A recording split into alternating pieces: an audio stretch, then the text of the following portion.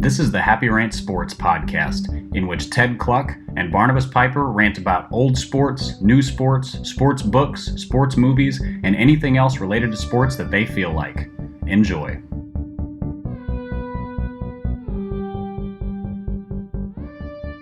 Hey, welcome to the Happy Rant Sports podcast. I am Ted Cluck, joined as always in studio by my good friends and my partner in sports radio, Barnabas Piper. Pipe, we have a little bit of a different schedule this week. Ronald is off rebranding the Sojourn Network, giving it a nautical update. I can't wait to see the swag that pours out of that organization after all this is said and done. This didn't cross my mind when we were discussing it on the episode where he revealed this to us. But Is there anything more like affluent, middle-aged than going nautical themed? Like, I feel like this is what happens when church planters become mega church pastors. Oh, totally. Like, we moved from like gritty lumberjack to like we're tying to docksiders and chinos. Yeah, we're tying a sweater around our necks now, and it really. I mean, everybody says, okay, this is an interesting dynamic. Everybody says they're not going to let that happen to them, right? And there are a lot of things like that in life, like where you say, I'm not going to be the obnoxious sports parent. I'm not going to yell. And then, then you have a kid who's in a sport and you're like, well. Yeah, and then the ref blows a call and what are you supposed to do? Exactly. The ref blows a call and you're that guy. Similarly, I think all these young, like, hipster church planting types like 14 years ago were like, yeah, we love the city, Sojourn. We're going to cuff our jeans and wear our flannels and like take meetings in coffee shops. And now those guys are all like 46 and they're all like, we want some square footage. We like the suburbs. We want boats. How about we call it harbor? And it's a great pivot, dude. I love it. In another 20 years, they're going to change it to like Fairway. That'll be the name of it. When they're all like 61 and they just want to go golfing. That's right. They're trying to hit the one iron, Yes. But yeah, it's something, man, and it's just been fun to watch, dude. I hope our boy never leaves like whatever trendy like church thing is happening in the moment. Because I want to be able to live that vicariously through him. You know what I mean? Do you think he's ever going to be able to go like full Wendell Berry pastor? Because he has this strong like countryside rural vibe to him. But at the same time, I'm like imagining Ronnie living in like an isolation out on a farm house on the side of a hillside, like miles away from anybody. I think he would die. I've known Ronnie for a little bit longer than you, and I can say with all sincerity and affection that I think all the like countryside stuff he's doing is fake.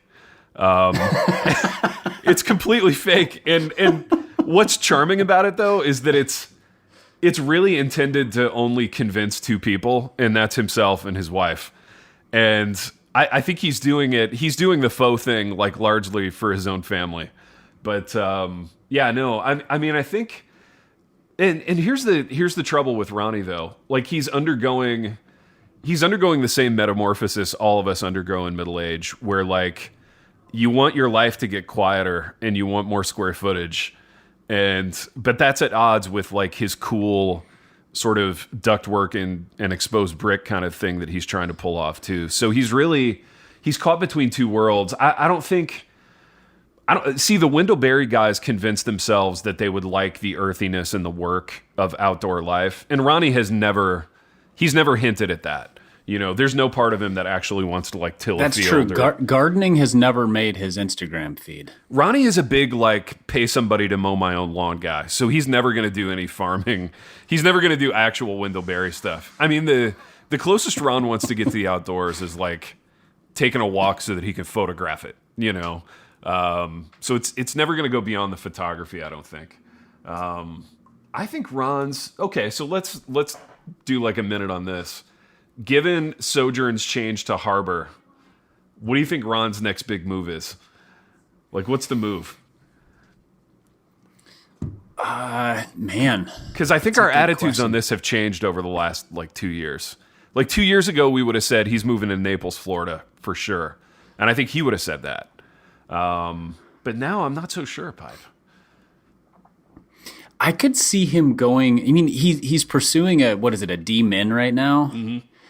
Like I could see him moving towards sort of a church hub center. So towards Louisville, towards Nashville, towards somewhere where like he can be sort of a network guy. Like he feels like such a Nashville guy to me, where he can like take coffee meetings all day and call it work, and Yes, but he'd be perfect because he would resent it the whole time. He would resent everybody else who's a Nashville guy the whole time. That's true. So Nashville is full of people who are stereotypes and who resent every other person who's a stereotype just like them. Is part of being a Nashville guy resenting all other Nashville guys?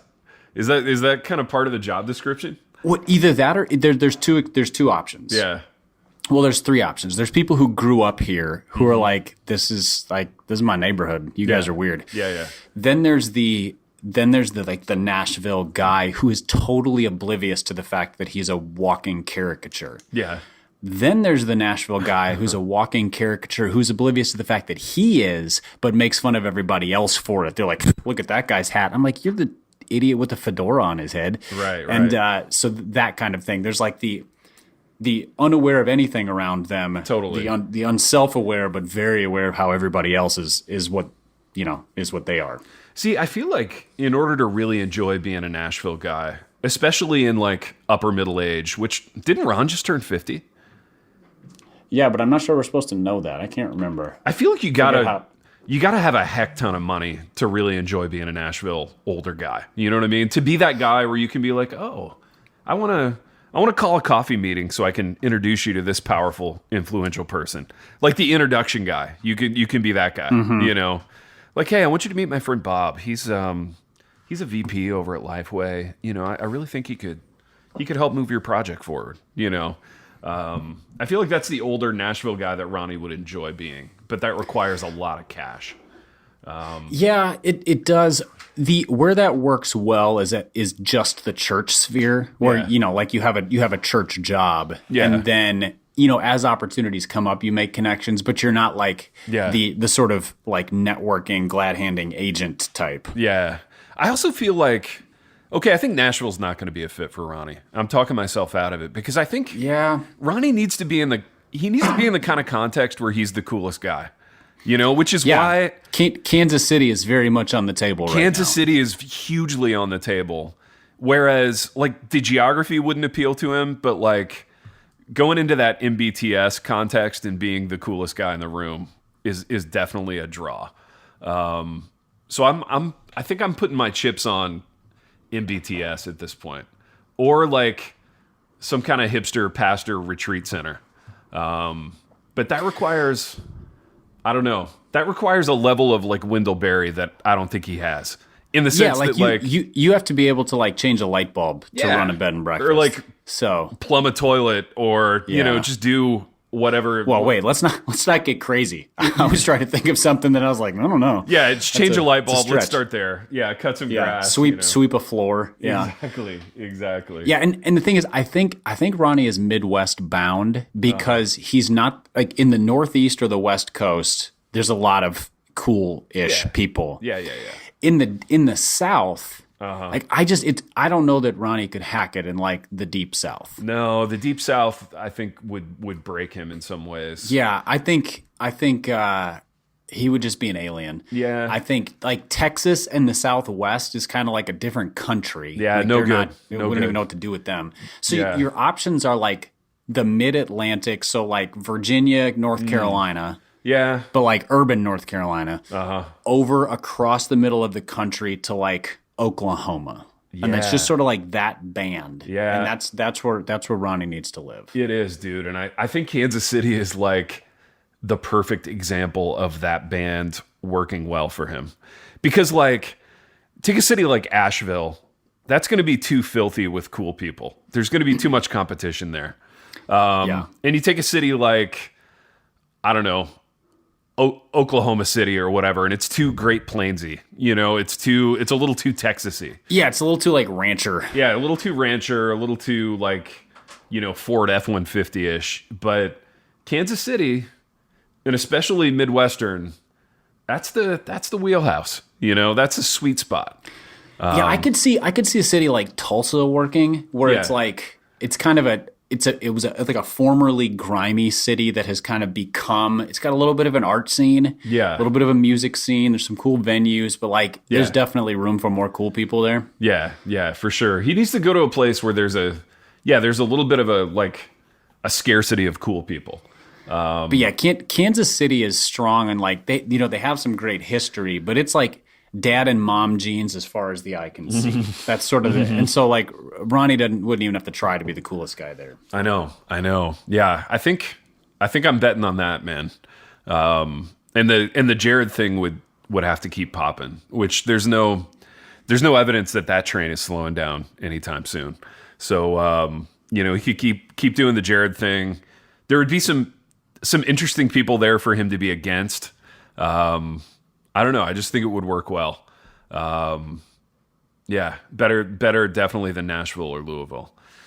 Well, 11 minutes deep, Pipe. Now that we've got Ronnie's life figured out, yeah, we can talk sports. Do you ever think it will be advantageous for Ronnie to like sports?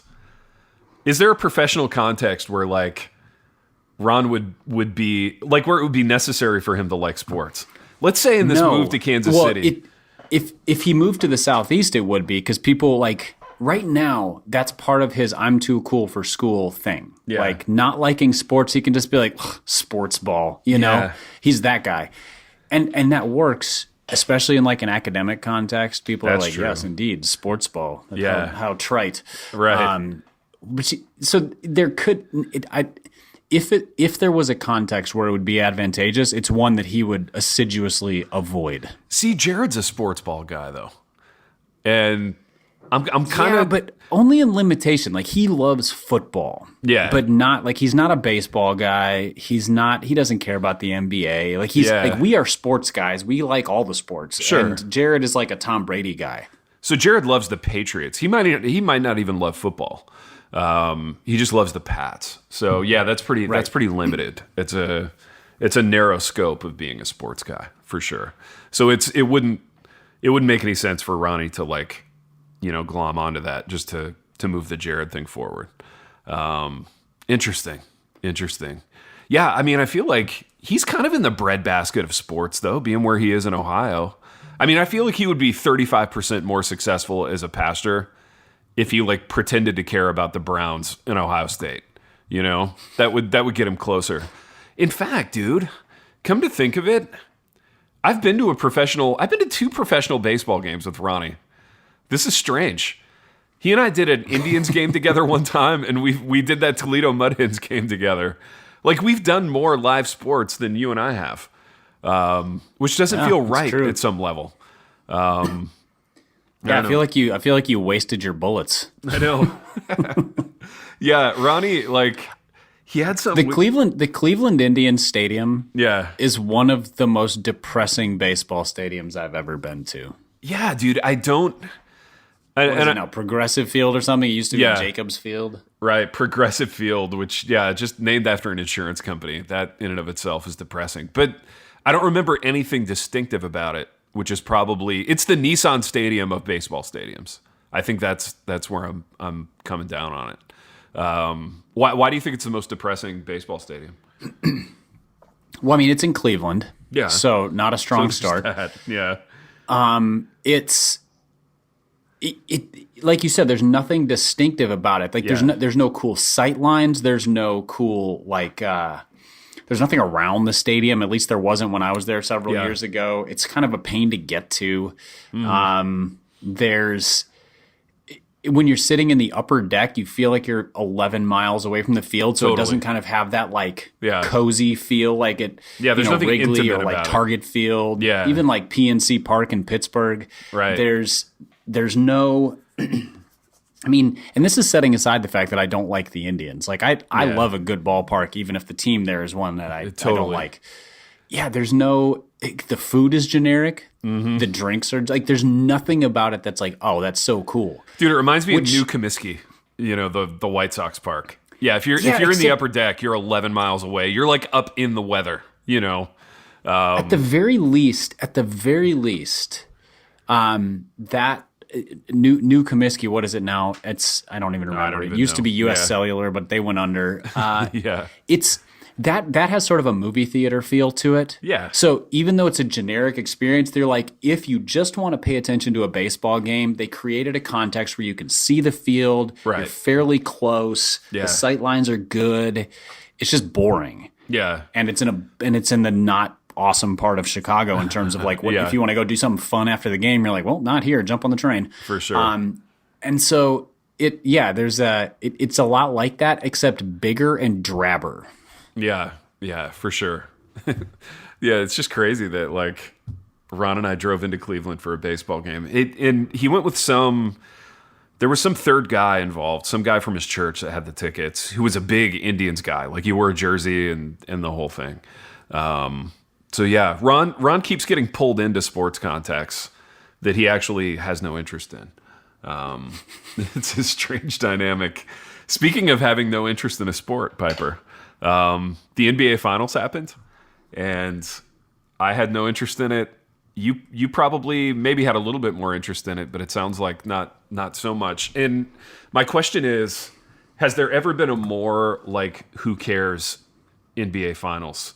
And my thoughts not since like George Mikan. Yeah, my thoughts were we'd have to go pre like Magic and Larry to get to an NBA Finals that people were more who cares about, or maybe one of those post Jordan, pre LeBron Finals would be up there. But yeah, man. Let's see, post Jordan, pre LeBron. So there was the Lakers and the Spurs basically dominated that. The Pistons showed up a couple times. Even those though, dude, I feel like there were really likable team units. So like the Pistons as a concept were likable. Well, see, if this had been the finals, but it was in June, yeah, it would have gotten mass ratings. Like kind of this not upstart Miami team, but like they weren't the favorite coming out of the East against, a pinnacle player who they got like it's the Lakers. It's a glamour franchise. Super LeBron team. LeBron's one of the top 2 or 3 players ever, so forth. I think the reason it was like I didn't watch any of the playoffs. I watched a few minutes because like it is not basketball season in my mind. Like I just can't gear up. And then when I tried to watch it, I was like, this is like watching Summer League. Yeah, because I think there's no energy. There's no fans in the stands. It's just. Seeing the same floor over and over, seeing the same gym over and over, no fans, no energy, like the 20-minute sermon, the whole thing, the aggregate was just like, ugh, And what it showed me is that like I'm a basketball fan, but I'm not a basketball junkie. Yeah. And the same would be true for football. Like if the NFL was like, hey, due to COVID, we're going to delay our season and we're going to run it in the spring. Yeah. I don't know that I would really watch as much. See, I would watch the crap out of it because I'm a football junkie. Like, I'm just a sicko for it, I'm closer to that. Yeah. But also, the other thing about football is it's a weekly sport. So, like, this, obviously, right now it's weird because there's, like, Monday night games and Tuesday night games because of rescheduling. Yeah. But when it's mainly, like, Sunday, Monday, it doesn't feel like it's just a day a week kind of thing. Sure. Whereas basketball, there's games every day during the regular season. And I'm like, this is not the season for that. When they're trying to run the playoffs in August or whatever in this bubble, I just couldn't care. It didn't help any that the team that I actually follow wasn't in it because they weren't good enough. So like I watch bad teams that I care about regardless. Sure. So, I don't think there's an asterisk next to this finals. Like, I don't think the Lakers deserve less credit because given the context, they won. They won fair and square. They played 5 and 7 game series. Yeah. They beat a good team and they beat them soundly. Mm-hmm. But who cares? Totally. Like it was just I just don't care right now. Dude, I love that like a BYU Coastal Carolina like football game on Thursday night like outdrew the NBA Finals. And it's tough to do ratings anymore with streaming and all that stuff. So I get it, all the caveats. But I don't know. I just think that's indicative of like where the NBA is at right now. What's funny is like up until COVID, the NBA's ratings by and large were pretty good. They weren't drawing quite as well in the stadium and things, but I think maybe this year they were down, but like the NBA of all the leagues has done the best job of fostering a fan base. That's true. Yeah. Football is just sort of like a mass cultural phenomenon. It's like the thing that everybody, like, you care about. It's a little bit like the presidential election. Like, even if we all hate it, we pay attention to it. That's true. Yeah. And basketball is not like that. Basketball is like, if you hate it, you don't even know it exists. You don't care. Yeah. But they've done a really good job of like building fan bases. And for whatever reason, that seemed to be lacking in the viewership. Like, it just, and I think it's because it's mostly circumstantial. Just it's people are not in the basketball viewing frame of mind. The games were not on a typical schedule. Right. There was it was, like you had to kind of access the games instead of just like flipping on TNT on a Thursday and being like, sweet, it's the, Jazz and the Celtics or whatever. Yeah, I think they lost the casual fan, which is me, really. Like, I go to 2 Grizzlies games a year. Really enjoy it, have a blast, enjoy watching it from time to time on TNT on a Thursday night or whatever. But yeah, I really couldn't have cared less this year. Pipe, a couple of quick NFL things before we have to wrap the ep in like 10 minutes. Le'Veon Bell, free agent. The Jets have parted ways with Le'Veon Bell. I'm fascinated by this for a couple reasons. One is that, I don't know, I'm kind of always interested in all-time worst teams. Just how an NFL franchise, in the age of like revenue sharing and in the largest media market in the world, can have maybe the worst team of all time. And I wonder, you probably weren't as intimately involved with the 0-16 Lions as I was, but that was a a historically bad team in the true a Matt Millen special, I believe. It was a Matt Millen special. It was a Dan Orlovsky at quarterback special. Dan Orlovsky, like Mike McMahon, I think was still in the mix at quarterback at that time. Yes, it was an all-time bad team and bad roster, but I think this Jets team might be worse, and I'm interested. Because in wasn't Calvin Johnson on that? Yeah, Calvin Johnson was still on that team, and so there was a transcendent player, which is not something you can say about the Jets. The Jets have zero. Right. There was a transcendent player, and there were, I would say, a handful of like serviceable NFL players. Like Kyle Vanden Bosch was still on that team. They had a big defensive tackle, Sean Rogers, who was really a good player. Like if Sean Rogers had been on the Packers in the same era, we would have talked about him as a perennial, Pro Bowl type guy. So they had Sean Rogers, Kyle Vanden Bosch, Calvin Johnson, probably a handful of other serviceable guys that I'm forgetting, but still managed to go 0-16 and really not be close in a lot of their games. A lot of their games were like of the 42-10 variety. It's not like they were just getting unlucky in these games. And the Jets, I wonder if they're going to be that bad. And if they are that bad, I wonder if Trevor Lawrence pulls a John Elway and is just like, I'm not playing there. What are your thoughts on all that? Well, I think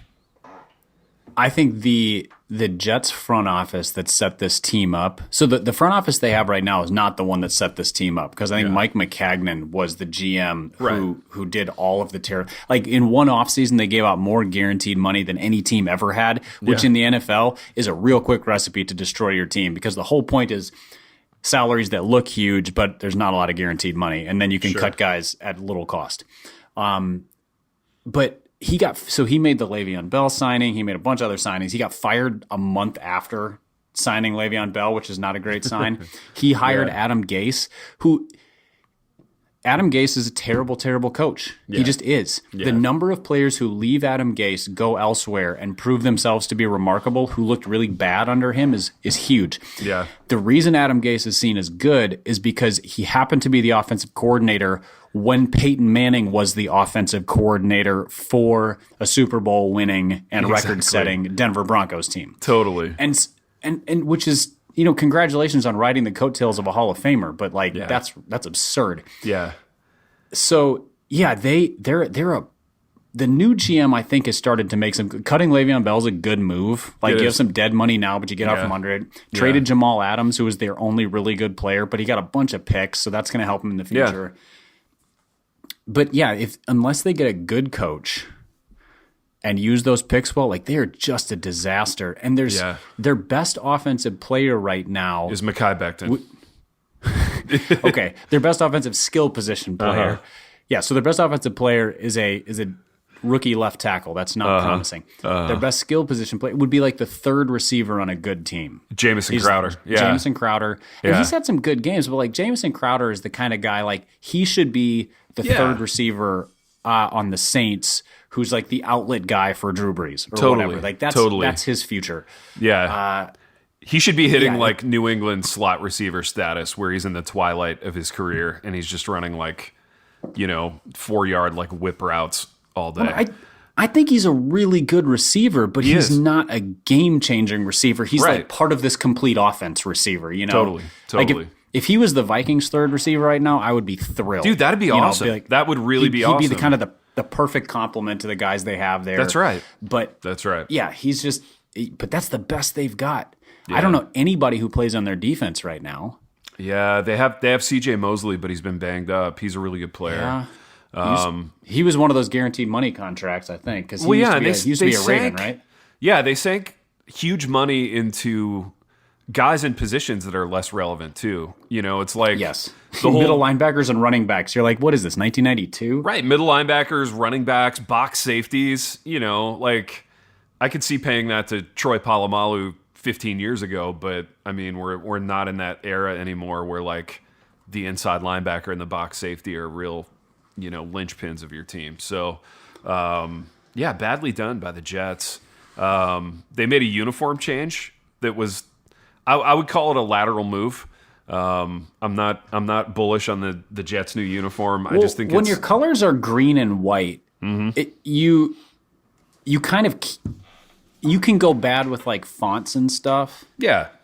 But you're never going to be outstandingly amazing one way or the other, because green and white are just pretty like, that's fine. Yeah. Pretty. Yeah. Looks like a high school uniform. Yeah. See, I really liked the Mark Gastineau era Jets uniform. The Ken O'Brien era with the kind of the big bold like block Jets and the big numbers and like the UCLA shoulder stripe.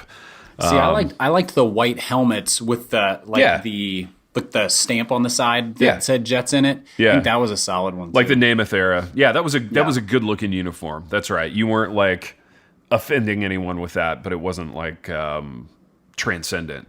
Piper, let's end with this. Speaking of great uniform games, you texted me during it. The Colts Browns game from last week. Gorgeous. Oh, it was so beautiful. Yeah. They're playing on grass. The Browns are in their like classic brown jerseys, orange pants, like Brian Sipe era, like Ozzie Newsome era, type of look for the pants. And the Colts are in their all whites with kind of the like classic. They made a subtle change to their number font this year. They went back to like the classic, like Lenny Moore, Raymond Berry era kind of number font. And but I love the blue shoulder stripes that they have. They have that real throwback look. And then I think their pants have like 2 stripes down the side. 2 stripes down the side. Simple. Yeah, just white with blue stripes, super crisp. Yeah, it was a really beautiful uniform game, coupled with some pretty good football. It was both solid teams. Yeah, nice to see the Browns. Except for Phillip Rivers, he seems to have he got old, didn't he? Well, yeah, I mean he's not just over the hill, like he full on tumbled down the other side of the hill now. He's collapsed at the bottom and his shoulder is dislocated and he's a mess. Dude, so let's talk about this in light of what you just said, because I think this is an interesting scenario for the Jets. Like, who rescues the career of Sam Darnold? Being that I grew up in Indiana and the Colts were my team on the side, I would really love to see a Frank Reich Sam Darnold marriage, because I know like me, you're kind of a Darnold guy, and I still think he has qualities that in the right situation would really fly. Who would you like to see Darnold go to? That's a good question. I think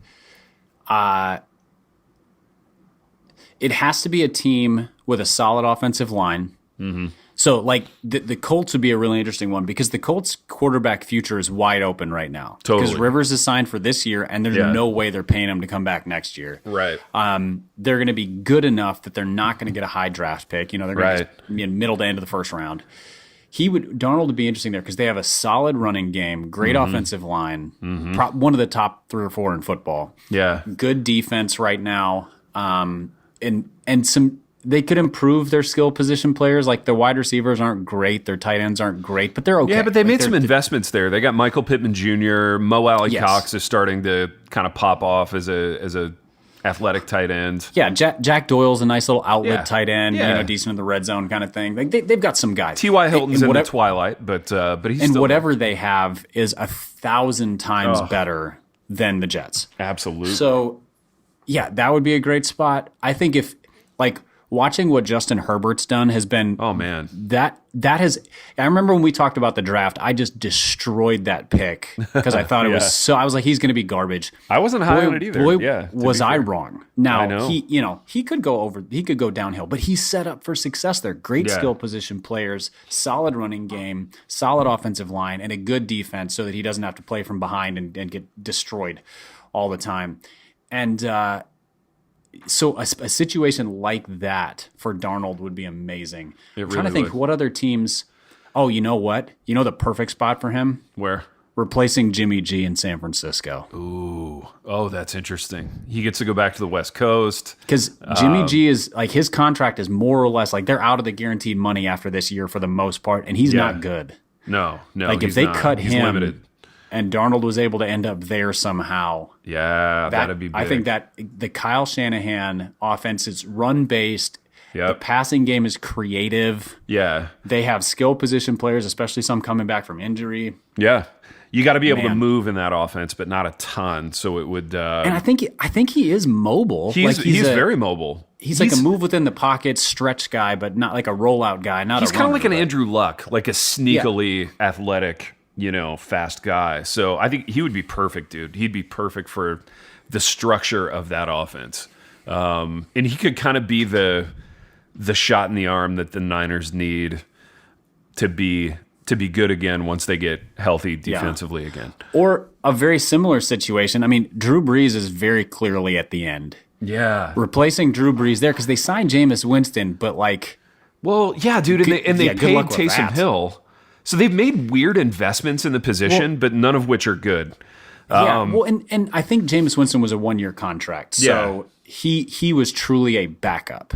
That's not an investment for the future for them unless they think they can re-sign him at moderate money. But we know what Jameis Winston is. Totally, he's a not turnover good. Machine. Yeah, yeah. I mean, great arm, great talent, and no vision. Totally. I think Darnold there. Because Sean Payton has shown himself to be able to like move his system to fit his quarterback's abilities. Yeah. So it used to be throw the ball 50 times a game. Now it's run the ball 65% of the time and more mid-range stuff. And I think Darnold would do really well because they have a great offensive line too. Yeah, and the Saints are interesting because they're always all in on winning the Super Bowl.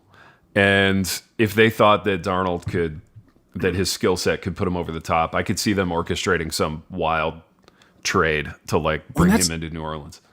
That's the thing. Like, if Breeze is going to retire at the end of this year, the rest of that roster is still pretty good. Mm-hmm. They still have good players. Like they need a quarterback that can plug in there. Totally. Not a they can't rebuild. They're not that team. So right. Yeah, that would be a great spot for him. San Francisco would be a great spot for him. Indianapolis, like those are 3 good teams. Yeah. That he could float into.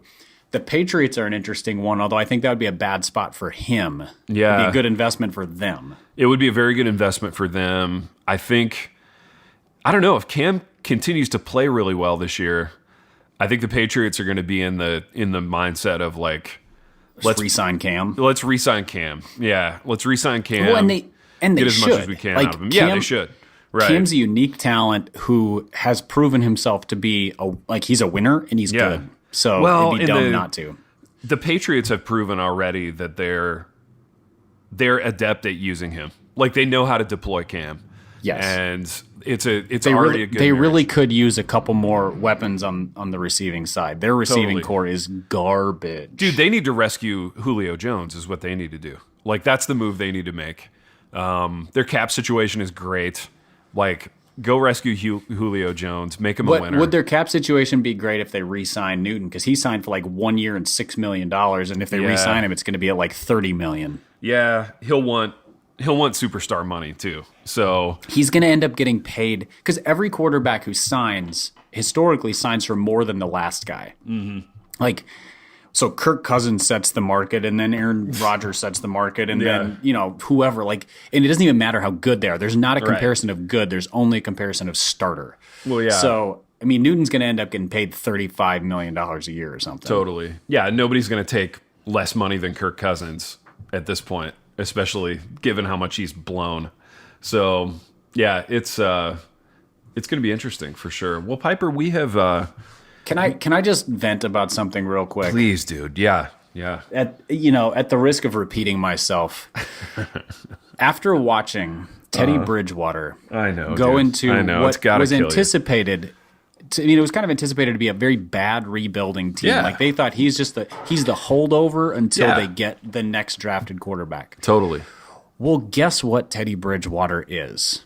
He's a quarterback who's really good at running a smart system. Totally. If you put him in Gary Kubiak's offense, he would look good. I know. And I'm so mad. Like, it just makes the signing of Kirk Cousins, not the initial signing as much, but the re-signing of Kirk Cousins. I know it. So stupid. Kirk Cousins will never lead a team to a Super Bowl victory. No. It is an impossibility. Well, yeah, and the unfortunate thing about Teddy was that the fans loved him, his teammates loved him.